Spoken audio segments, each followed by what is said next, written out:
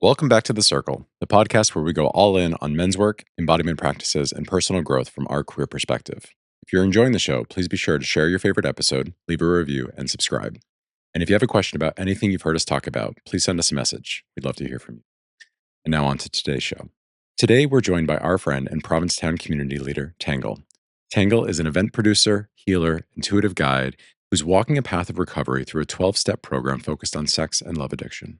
In queer communities where hypersexuality can often feel like the norm, we're taking a moment to get curious about what happens when our craving for connection becomes compulsive, and how recovery can open the door to a different kind of intimacy, to spiritual growth, and ultimately to service. Tim, Tangle, are you ready to go all in? I'm ready. I'm ready. Let's go. Tangle, I'm so glad that you're here with us. Welcome to The Circle. Thank you for having me. It's really great to be here. So, when I first heard sex and love addiction, I assumed it was all about behavior. But you've described it as something more than that. And so I'm curious, can you start by sharing what sex and love addiction looks like and feels like from your experience and how you came to recognize it in yourself? The behaviors I find are a starting point. They're very identifiable.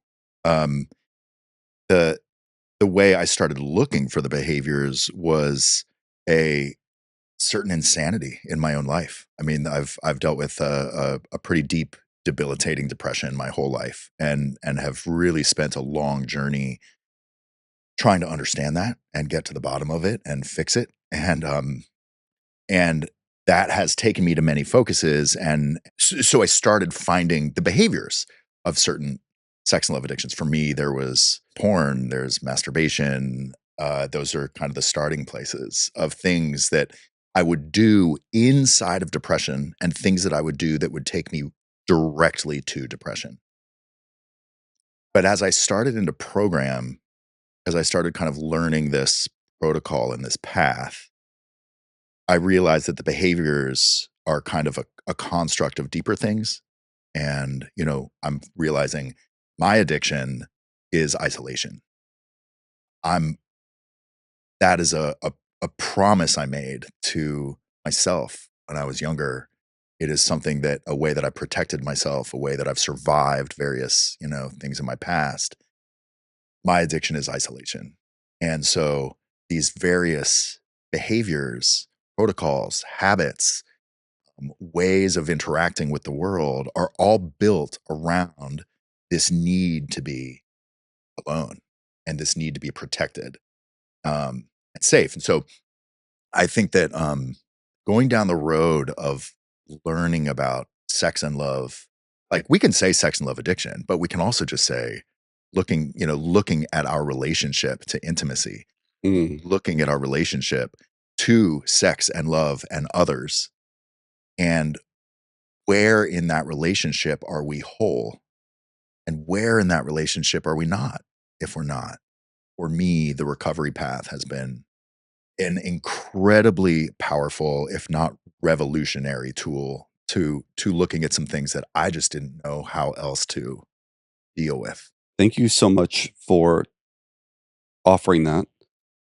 I have to say, um, it's interesting. I think when I first hear sex and love addiction, it feels like a thing that has to do with others, right? Or relationship. And now, what I heard you saying was this isolation. So I'm wondering, can you share that? That's clearly your experience. Have you met others that have a different sort of route, and have you, like, what has your experience been of a similar thing from a different starting place? Yeah, totally. Yeah, there's a wide variety of ways that we all interact in the world. And when I'm in these, as I've been going to these rooms, I've been going to online meetings. I've been going to we were actually starting an in-person meeting because there wasn't any sex-oriented meetings here in town. And as you go, you realize that we all experience a similarity in the unmanageability and in the insanity of what can happen, from these from not being whole, But everybody's got different ways of constructing that. Everybody has different pasts, everybody has different traumas, and everybody has different ways that they interact with other people in the world. So it is about other people, actually. It's how you have chosen or constructed. And I say chosen lightly because sometimes we choose this when we're really young. And it's something that then lasts until we're, really old. And Well, I mean, I want to jump in because it feels like that choice may likely have been a collaborative one, right? Based on your environment and the people you were around. That choice may not have just been, I'm choosing this, but this is what's working Yeah. in this environment. Survival mechanisms often are trial and error until you figure out the one that is working best for you. Yeah. And wanting to give grace to anybody, like regardless of which direction you had to go.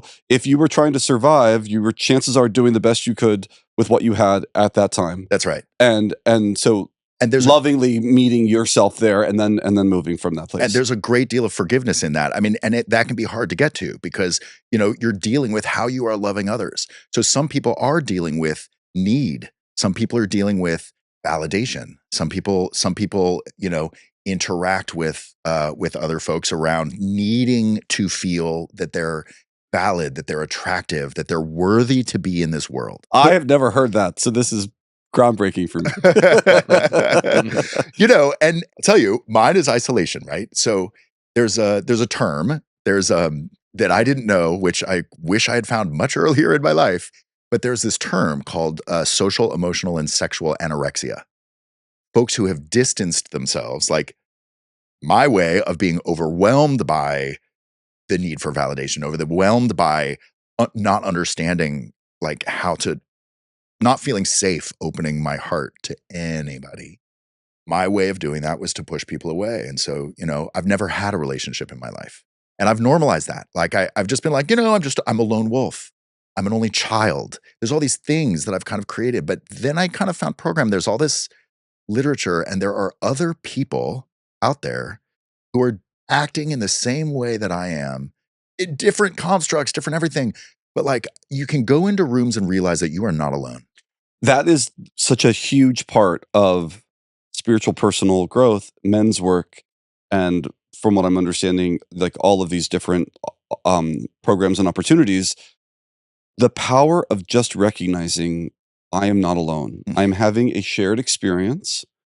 And even if some of the details of that experience are, unique to each of us, it is shared and I have tools. I have watched people come into men's workspaces, just listen and then reflect that they got more than they thought they were going to get from the meeting, purely from, you've also been afraid Yeah. or uncertain Yeah. or nervous or whatever the thing is. Yeah.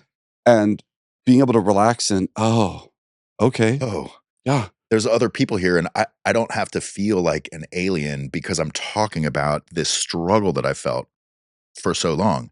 Like that's something with, with depression.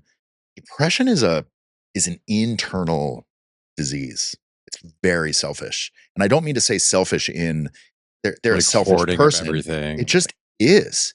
Like you are locked inside yourself, can't get out. You can't see outside of yourself. You can't interact with others. You can't get out of the house. You can't get out of just trying to like do the basic things to keep yourself healthy, eat, sleep, let alone meet other people.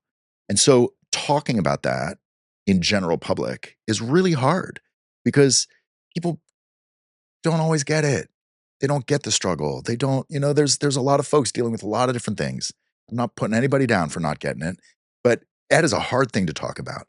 So to find yourself in a room of folks where you barely have to just mention what your experience is like, and there's hundreds of people around you that hear you, understand you, acknowledge you, and then give you their number to say, you need to call me sometime when you're feeling bad, call me up. Yeah. And that is that like getting outside of yourself. Well, and you're making the argument for why specific spaces are important. And I had a teacher one time say that not all safe spaces are inclusive. And so when we first started the circle here in Provincetown, there was a little bit of hubbub around like, well, why does there need to be a men's space? And it's like, well, because whether we like it or not, being a man has pressures and expectations and things that are different than those of being a woman. And, should we work to change that and make it more equal? Maybe, but right now that's what it is. And being able to walk into a space then and feel safe to say, I'm expected to have all the answers, to never be in pain, or to only in specific, all these things, and have a room full of people immediately understand that because that's also their lived experience Right. is healing. It is powerful. And so I think there should be as many groups for as many things as there need to be. Like, let's all just heal as much as we can, but recognize, but that's really valuable. It's valuable for me to know everyone else sitting in the circle can understand the thing I'm about to talk about. That brings something up is there's that's bringing up uh, a kind of side point to that, or an alternate look at that as well. Is one of the things I've found in here too is there's something about shared space, and it is so powerful and needed and necessary Mhm. and common, especially around common identity. There's something that I've experienced. This blew me away. Was I went into one of the first rooms, recovery rooms I went into. I was thinking, we're talking about sex, we're talking about love. It was a men's room, which I don't need. I don't personally need. I like healing around women and other identities and folks. This was a men's room, and I went, and I was like, it's going to be a lot of gay queer men. It was not. Mhm. It was mostly straight men. And I was unbelievably triggered. Like, these are folks that I was like, in part, these are some of the folks that I've been so guarded against. This is where I've experienced a lot of pain. But something about the room was very grounded and very solid, and the container was good. And I was like, I need to keep coming here. What has turned out to happen is that it ends up being like my homeroom. I feel so comfortable there, and I am now healing my relationship to straight men because I've got all these brothers and folks around who are giving me the unconditional love and support that some, that I didn't get from other places. And so there is an element of also pushing the boundaries sometimes of like, Well, I couldn't agree with you more. I mean, one of the reasons this podcast even exists and the circle in town exists is because I got into men's work because I had a fear of men. And the healing that I've received from being with straight men and, yeah, so I think there needs to be both. yeah, Like opportunity for everyone to come together, and I have seen the healing and the insight that can come from all these different perspectives. And then I think there's times where, okay, but now we're gonna talk about this one thing. And yeah, if you haven't really had this experience, then it may not be the conversation that you can either understand or hold or help others feel safe in. So I think those two things can coexist. yeah. And it sounds like there are structures to find all of it. So what I'm curious about is, yes, it feels really nice to be in space where it's like, oh, I'm with like company. But until you recognize that you might be a little different, right? It's hard to find that you like, maybe I need space that is of like mind. So I'm just curious, like, what were some of the early signs in your life that your relation to sex or love might not be healthy or might not be quote unquote normal? Mhm. Where then it does lead to seeking out others, Yeah, right. right? Like where did you recognize that? It's interesting. Some of the early signs were that I've never had a relationship. That was one, and I never really recognized it. I didn't really give it honor. Um, I think that one was pretty big, but the other then were the behaviors. So, you know, what I found what I found was in my depression and in my journey of trying to like figure this out so I could heal this and not be in so much pain. Um, I've tried a lot of things. I've gone around. I've been in therapy all my life, breath work, meditation, plant medicine work, like a lot of different modalities that are all I'm all very proud of. The work that has been done there was monumental and led me here. Mm. But then when I would have these massive experiences, right? Like I kind of, these big awakenings, these big psychological awakenings, spiritual awakenings, like realizing, oh, I made a promise when I was a little kid. I made a promise that I would not grow and that I would not shine bright. I would keep myself dim. That's depression. Depression is really good at that. I made that realization in therapy. I went to a ceremony. I worked with these elements and spirits that, that I'd engaged to make this promise. And I came back from that and ran right into depression again. Mm. And was like, oh, so I might be able to get to these places from these big experiences from therapy, but I have built these habits and they're now stuck. They're habits. They're deeply rooted. I heard you say earlier there are things that you do inside of depression that lead to more depression. And so, like, kind of that cyclical, Ex- endless cycle loop. Exactly. So I started looking at, it was like, okay, so how do I do this? If I keep running into this, so when I was in depression, I was like, so what are the actions? Mm-hmm. What am I literally doing Yeah. when I'm in depression? And this would go on, these go on for months at a time sometimes. Watching television, watching porn, and I'm masturbating with not pleasure oriented, not self exploration oriented, just mindless on a loop, months at a time, not sleeping, not eating. I'm like, okay, great. Here's some actions. Like maybe if I don't do these actions, or maybe when I'm out of depression, if I don't do them, I won't go in. Right. Then I found I couldn't stop. I'm not laughing at you. I'm laughing at myself I- right now. Isn't it? It's like, oh, right. The realization, like, Uh-huh. I couldn't stop. I might have less control over this than I thought. And so I went to my therapist and I said, hey, I might be addicted here. So, like, can we actually look at these things from an addiction protocol? And my therapist said, well, yeah, we can. There's 3 pillars to that. There's 3 pillars. There's one is your therapeutic relationship. That's this. The other is a recovery plan. Like, what are the bottom lines? What are you not going to do? What are you aiming for? What are your top line? Like this whole plan that's around this. Third is fellowship. Third is community and being surrounded by a community of support who know what you're going through and are there for you. And he goes, so I think you should maybe go to a sex and love recovery meeting. And I was like, what? And he goes, just go. Just go to 5 meetings, try them out, see how it feels, see what's there. Nothing has to happen. And I went, started hearing other people talking about the things that I'm going through in such a direct way. It was unbelievable. So the signs were the depression and the behaviors. To get back to your question of what were the signs, another sign is unmanageability. Another sign is how much time do we spend in our heads in crazy mode, obsessions, fantasies, how much, like, sometimes you're scrolling. And this makes it bigger than now just the behavior, right? It's more than that. It's the thoughts as well. And the thoughts are so pervasive and the behavior is so pervasive that it really does create this entire ecosystem of it's always there. It's always present. And how do you change that?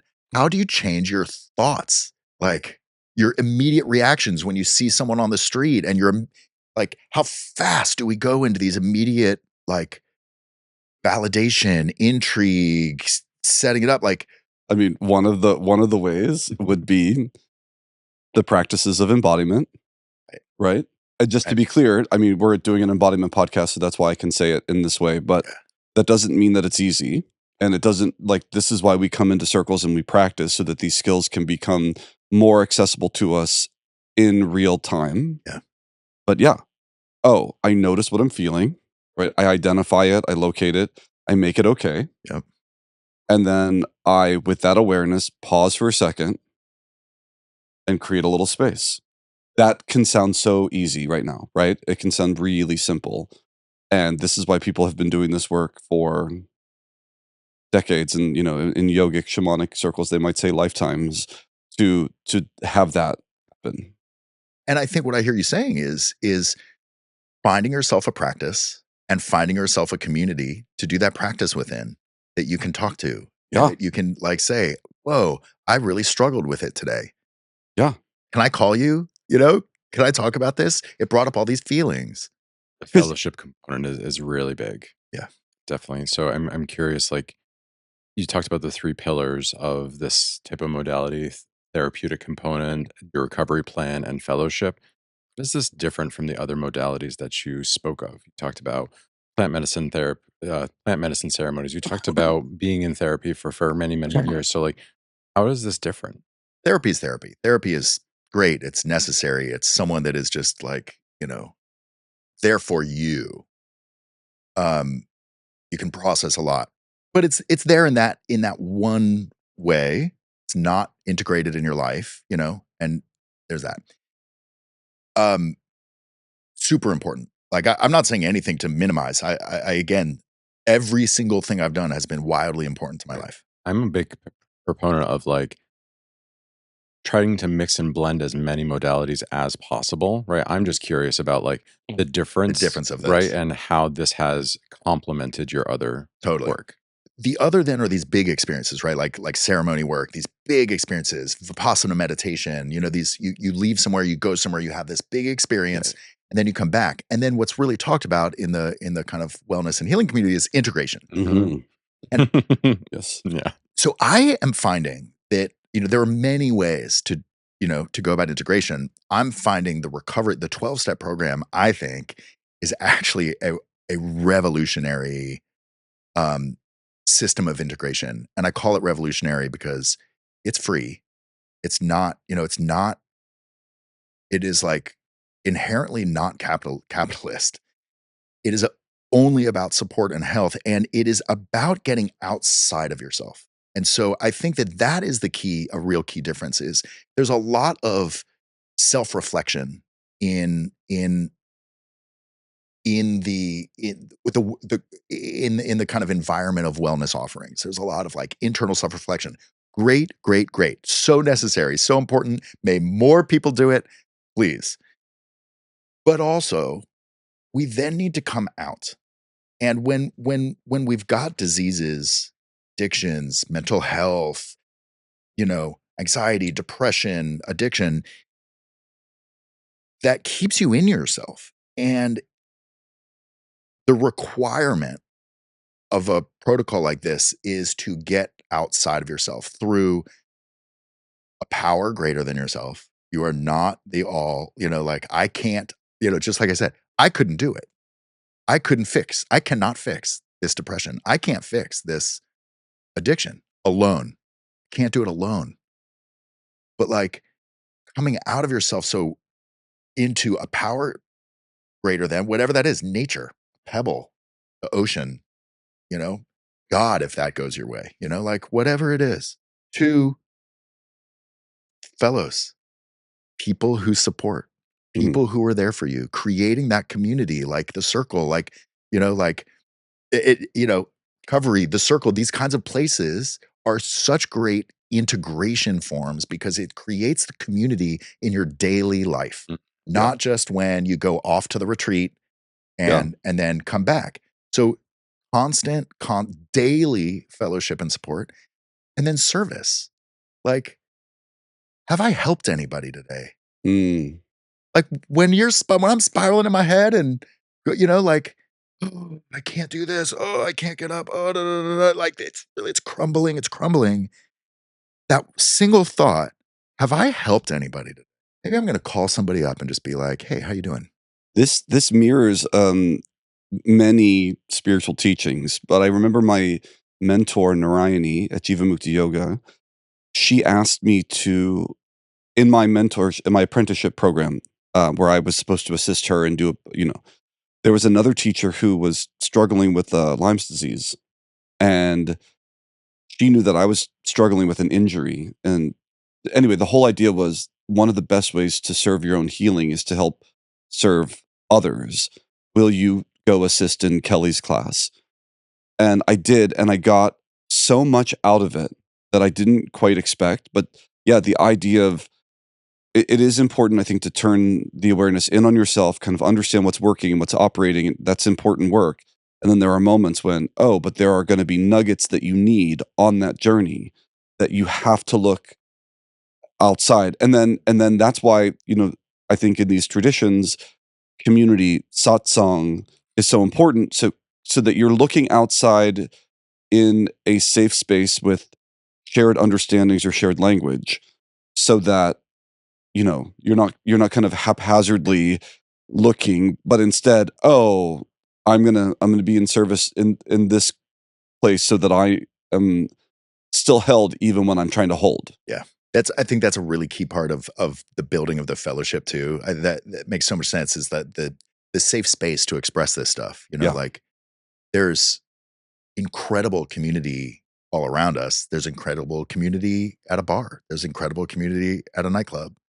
But there is something about developing a community that has a shared understanding, just like you're saying, so that you can do that service, know that you're giving it in a strong way, and that other place where you're putting it actually has something to teach you, Mm, is what I heard from your yeah. experience too, Yeah. of like, And also trusting. I think there's a built trust in these conversations and these mindful communities where we can relax into the possibility that someone can hold our discomfort or our struggle. And I think that's one of the things that I've noticed in social situations, when the idea is, well, we're all supposed to be having fun. You're like, well, what happens when we're supposed to be having fun and I'm actually hurting?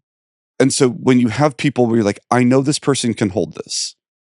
Doesn't mean I get to wallow in it, but I know that I can speak about this safely and be honest about my experience and they can hold it. That I think is really important. So knowing, you've been here too, you understand the context. It may only take a few minutes, right. but the ability to be like, I'm going to honestly tell you how I'm feeling. And right now I'm swinging into depression or whatever the thing is, and they can hold it. Yeah, because without doing that, without taking a tether and trying to attach it externally, isolation. It's staying inside. Right. And being able to say, like, I need to go outside for a little bit and I need to connect with somebody, and to avoid going internal, because if that doesn't happen, do you stay in that room in pain while everyone else is having a different experience and then you're suffering even more, right? And so I'm curious to tie this to service. How has the idea of service and being of service changed your experience of self-worth, knowing that isolation was the primary addiction? Service is really important. It's really helpful. I mean, in the breaths we took before we started this podcast and what you were saying, Tim, you were like, we're sitting here to see how we can be an offering to others who might need help. And so there's something about taking a breath while you're amidst the actions of your life and asking yourself, who is this for?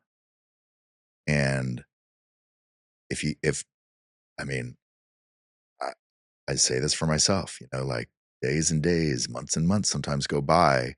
I haven't done anything for it. Now, I will say too, on the flip side, like I'm someone who's like service has been activism, service, volunteering has been really important in my life. I dedicate a lot to it. And it has been an incredible thing to plug it in. Like I've been doing the service, I'm called for it. I know it's necessary. I know it's worthwhile, but plugging it into spirituality. Well, it's karma yoga. Mm. It's, there are so many different kinds of yoga. I know we've talked about it on this podcast, but when people think of yoga, they often think of the physical postures, this sort of Raja path of yoga, postures and breath, which is one way, and you can combine all of them. And karma yoga is the yoga of service. It is that, and I think the distinction I might make in this moment is that it isn't just doing good things as if like it's sort of, but doing them, devotionally or intentionally. And I think in that it's some yogis' entire practice is the practice of service. they never have to do a triangle pose. Truly, I mean, there's also bhakti yogis and jnana yogis and so many different kinds of yogis.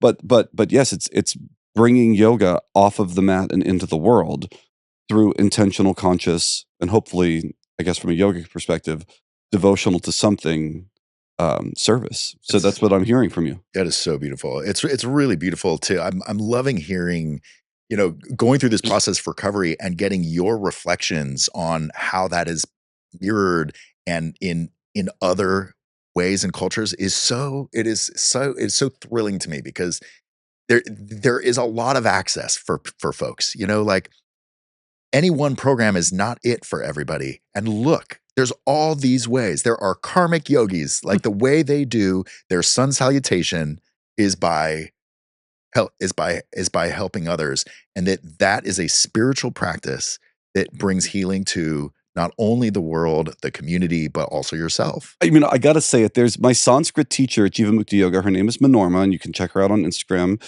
Um, she told us she's a Sanskrit scholar and a philosophy a deeply yogic practitioner. She is not an asana yogini, and she says that from the very beginning. She's like, "I'm not a asana yogini. Like, it isn't the thing that she does." And she could not be more of a yogi. There are so many ways. This is why they would say, the yogis would look at Jesus and say, "Oh, you're a bhakti yogi, like a yogi of like divine love," right? There's yoga is so much more than posture, and a lot of what we're talking about is through that lens, kinds of yoga. Yeah.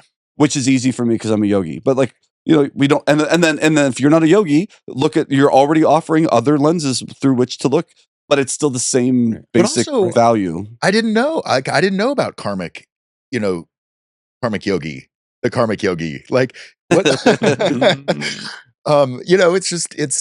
there are, even in yoga, there are new discoveries to be made about what is possible for yourself to connect to the world around you, to find health, to find wholeness, and to honor where we're hurting, to honor where we're wounded by searching for a community where we can exist with that and heal it. Well, this is why I want to acknowledge you because it is said in men's workspaces that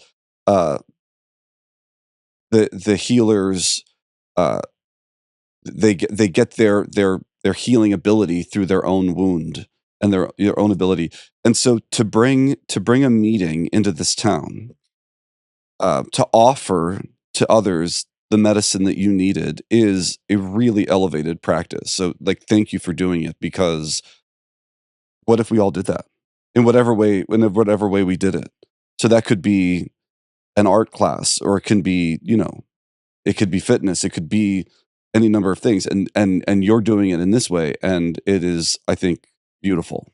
I appreciate that. It's nice to hear that reflected. It feels really good. Like it feels to get to be of service, to get to practice my spirituality through service by opening the space for this to happen in this town so people can heal wounds of this type feels really good. And it feels really strong. And it reminds me that there's in one of the medicine circles that I sit in, we do a sharing circle at the end. And they contextualize the sharing circle in a way I had not heard before.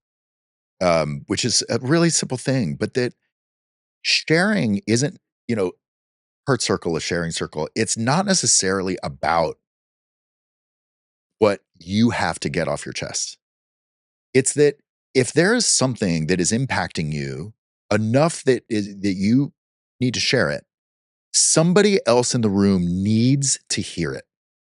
And so there's a service to sharing. There's a service to, like, in my experience in recovery meetings, right? There's all these shares. They're timed, which is great. I think that's a really good thing. We do love a time container here. We like a time container. Yeah. Sometimes in the rooms the hands aren't going up or people aren't calling, and the comment that is often made is, "We need you. Like, please share. I need you. I need to hear what you're going through because it most likely will relate to me. I need to hear not only your struggle, but how you're getting through it, because you teach me. And that's kind of that cycle of service is like, I'm giving of this service because I know that it is of need, and I will get back tenfold, because if I open this container, the people that are gonna come to heal themselves are the people I need around me to do the work I need to do. Well, this is a very nuanced exploration of the act of sharing, right? Which they talk a lot about in Kabbalah. Like, sharing is one of the greatest things that we can do. But sharing isn't always, I have a thing and I give you some of my thing. Sometimes sharing is, I am going to accept the thing you're giving to provide you the opportunity to share it with me.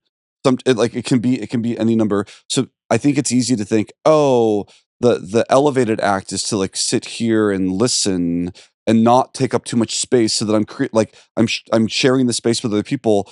And there are moments when, well, the real sharing might be for you to put yourself out there, take that space, and allow other people to hear your experience. That's what I'm hearing from you now. And it can all be forms of sharing. It can all be the deepest act of service, dependent on the context and your intention. Yeah. And I've been in many situations after deep ceremony, after vipassana, after a circle where I'm like, oh, I am so in still. It's really hard to go out. And I do have to remind myself that of like, this isn't just about me. Yes, it would actually be beneficial to get my voice out there because I'm so inside of myself right now. Especially like I did a 7-day silent meditation retreat and I really did not want to come out. I was really reluctant. I was like, I was sitting there in the dining hall after we had broken silence, and I was sitting alone and I was steaming. So steamed turnip. And I was just A like, turnip. I was just like, I can see it. Yeah, I oh, I can was see like, it. everyone I like around, this cartoon, yeah. everyone around me is just talking and they're just like talking away their experience. And I was just so frustrated and mad. I was like, oh, do we have no sanctity or sacredness for like what we just did here? And then I was like, whoa, whoa, whoa, step back, come out of yourself because you are so deep in yourself and you are so judgy right now. You have work to do. And part of your work is get out of yourself and Right. go connect. Right. Actually go put a tether with somebody and go connect with them and be of service. And it was of service. It was of service to other people and to myself to do that. Yeah. And it was a powerful moment. And the other thing, like, that I love about that, I really relate. When sometimes you are in a sharing circle and you're like, a steamed turnip, and you're like, I am not vibing with anything any of these people are saying. I think they're completely off the rocker. They're not in this experience. That sometimes the share can also, sometimes folks could use that guidance too, of like, hey, my share is about that. I need to, I need to find a way to be in this experience, honor it, and begin to share. And that might be what somebody else needs to hear, because maybe they are having troubles being like, they were just in this deep experience. Now they're out and they can't find that bridge. Yeah. So what happened to me was I did that. I shared honestly of like, I do not want to do this right now. I'm actually like, I'm a little irritated that we're all talking. And I was just very honest with like what my experience was. And somebody said about their own like engagement, they're like, yeah, we were just kind of like filling up space. And now it's like, oh, now we have permission to kind of like talk about our experience. Yeah, I didn't really want to talk either. Right. And I was just filling space. I was just like going into old habits, which is just da da da da da da da da da. And now we're actually in a really deeply engaged conversation about our own experiences. So it did end up being of service, even though I was for a very long time. That's it. You transported the group. Yes. Everybody needed you. And it takes a lot. It takes a lot when you're so in. And I have tendencies as well of isolation, of being by myself, wanting to like be secretive, be like doing my own thing and not engaging with the world, like, and the dirty habits that come with that. Yeah. Right. Like, Yeah. um, The ways we stay there to kill the time, to Um, defeat the boredom, to make it worthwhile, to whatever it is. I've got one more area here that I found really interesting in the back and forth that we were going through, Yeah. and that was attention as worship. Yeah. And so I just kind of want to take the next couple minutes to explore that topic before we close out. And so I'm just curious, like, what does attention as worship mean to you, and how does that idea help you stay out of addictive patterns? To start talking about this, I need to say a word that makes me cringe, but is something that I've really am on a path of kind of re-exploring. I can barely even say it. Okay, faith. Mm. You know, like I've been a spiritual wanderer since I was a little kid. Like I love it's something I really love about myself since I was real little. I've always been looked in the far corners and felt a certain divinity in my own way of finding it. And I've always felt disillusioned by organized religion. And I think the word faith I put in the bucket of organized religion. So I have been encountering my own spirituality since I was 8. So for a long time, kind of across a glass wall where it was like I can interact with it, I can work with it, I can explore it, follow it. But there is something about the word faith that lets me, I was saying it before with service, it lets me plug it in, like really lean on my spirituality, lean on a belief that there is something outside of myself, greater than myself, or even an inner wisdom. It can even be deeper in, you know, the deepest of our intuition, the greatest of nature, whatever that is. So I've been really playing with faith, what that means to me, and what opens up when I can lean on it. Can I pause for a second? Yeah. Because it sounds to me, I feel like I can relate to what you're saying. And it sounds like the trigger uh, has an unspoken blind in front of it. Because when I grew up, there was a lot of expectation in organized religion for me to have blind faith. And that I'm just supposed to believe these things because I've been told to. And I think a lot of people that I know, and I know you, and we've talked, Yeah. faith when you're still allowed to explore and to question and to have it be an evolving relationship to whatever it is a very different thing than blind faith. You do this because I said so or because we said so. Right. And you kind of don't go back. Yeah. You just know that this is what you do. And that's how my Catholicism really felt to me. Kneel because we said so. We're not really going to tell you why. Stand Right. because we said so. Lots of that. And so feels like what you're about to continue on in is a faith that has in it, built in it, an allowance for continued exploration, Yeah. continued questions, continued bringing of your authentic self as it evolves, which feels really different than it's just this because we said so. And Is there truth to that? so much truth to that. And I'm so glad you're clarifying because I want to use this word in a way like I know I'm not the only one cringing hearing this word. Right. Yeah, totally. And yet it is really powerful. So I think I'm so glad you're clarifying it because the other thing I'm hearing in what you're saying is not just blind faith, but instructed faith, demanded faith. Oh, for sure. Yeah. Like you're doing this because I said so. Yeah. Right. Genuflect. Right. I'm not going to tell you why, except that you have to. But and I have, yeah. Serves a time and a place. Those Different places, episode. yeah, exactly. And those places may have won if they took that word from us, you know, because there is something about, wait a minute, I have a connection to, you know, I look at the ocean out there and feel this feeling that is so much bigger than myself. And I've developed that through exploration and ceremony, blah, blah, blah, blah. And this word, this idea of faith, of leaning on it, allows me to have a relationship to it. I say this because, you know, as I'm going through this process, I'm looking at how to develop that relationship versus what I'm doing. And so I'll wake up and sometimes the first thing I pick up is my phone. And I just start scrolling and scrolling and scrolling. And sometimes hours go by. The TV, the porn, the masturbation, the depression, these things. So I started I'm like, wait a minute, my attention is divine. Where I put my attention is the same thing as worship. Where I put my attention, that is what I am actively worshiping. And what I actively worship becomes a God. And that became really important to me because it is so easy to be like, oh, I just scrolled for 7 hours. Oh my gosh. Like, I just da da da da da. Like, I gotta put this down. And it's like, wait a minute. This is bigger than that. Because whatever becomes my God is also what becomes how I look at the world and how the world reflects my own self-worth and who I am in it. And so if I make it as big as this, that my attention is worship and worship creates gods, and I'm doing that with my phone and app, with hookup apps, and look, there's no morality about any of these things. Do whatever we feel we want to do if we're feeling whole.